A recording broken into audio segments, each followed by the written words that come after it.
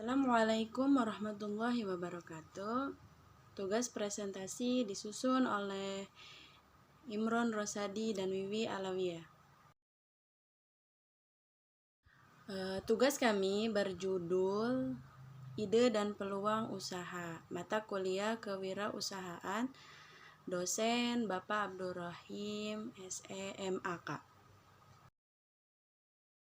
Yang pertama adalah ide kewirausahaan. Ide kewirausahaan menurut Zimmerer, ide-ide yang berasal dari wirausaha dapat menciptakan peluang untuk memenuhi kebutuhan real di pasar.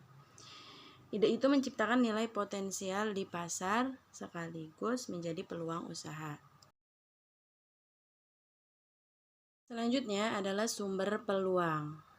Agar ide-ide potensial menjadi peluang bisnis yang real, maka wirausaha melakukan evaluasi terhadap peluang secara terus-menerus. Jadi, sebagai seorang wirausaha, kita harus melakukan evaluasi secara terus-menerus. Evaluasi barang, evaluasi keuangan, semuanya harus dievaluasi. Selanjutnya adalah langkah penjaringan ide. Yang pertama, menciptakan produk baru dan berbeda. Jadi produk yang kita akan ciptakan adalah berbeda dengan yang lain. Yang kedua, mengamati pintu peluang. Peluangnya ada enggak jika kita menciptakan produk tersebut. Yang ketiga, analisis produk dan proses produksi secara mendalam. Jadi produk yang akan kita ciptakan itu harus diproses atau dianalisis secara mendalam. Yang keempat, menaksir biaya awal.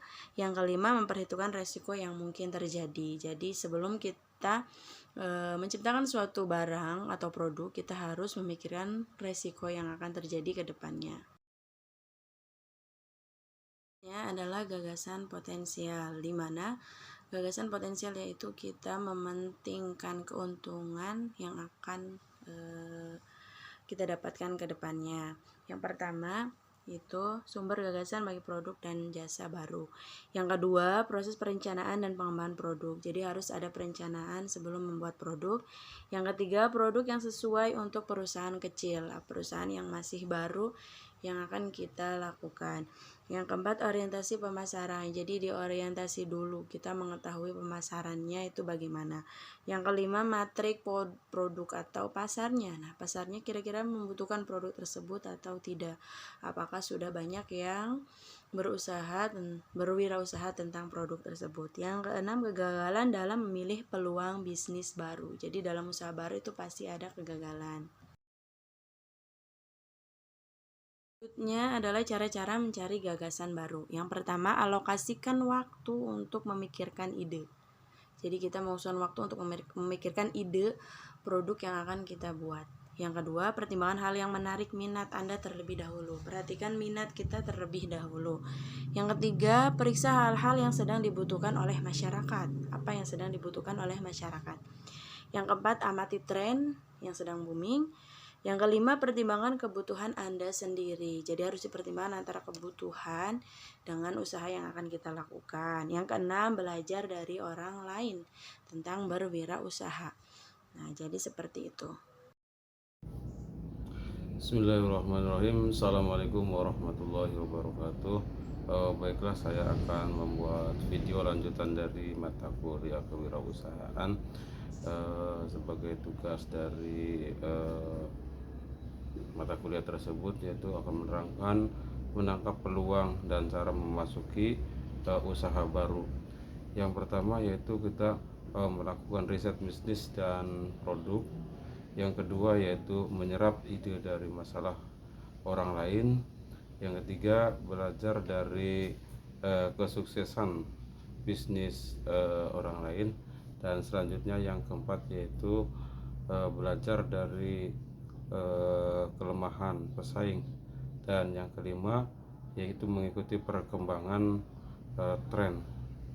Itulah 5 daripada menangkap peluang dan cara memasuki dalam usaha baru.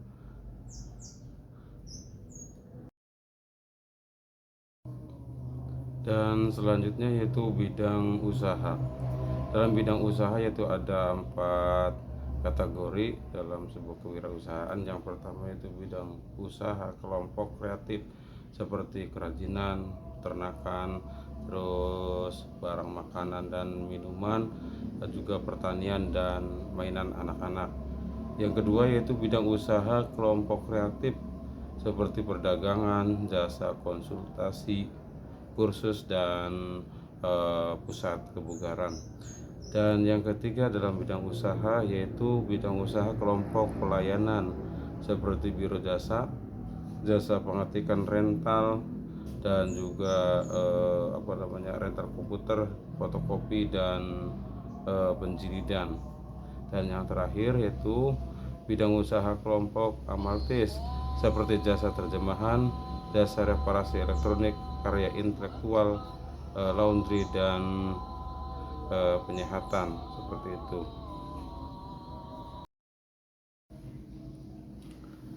Dan selanjutnya yaitu ide usaha dari imitasi, yang mana ide usaha dari imitasi ini ada yang harus kita perhatikan. Yang pertama yaitu produk barang serupa dengan harga lebih terjangkau. Yang kedua yaitu pembuatan produk custom dengan inspirasi. Ketiga, duplikasi produk terbaru. Yang keempat yaitu reproduksi barang antik. Kelima, koleksi produk vintage dan retro.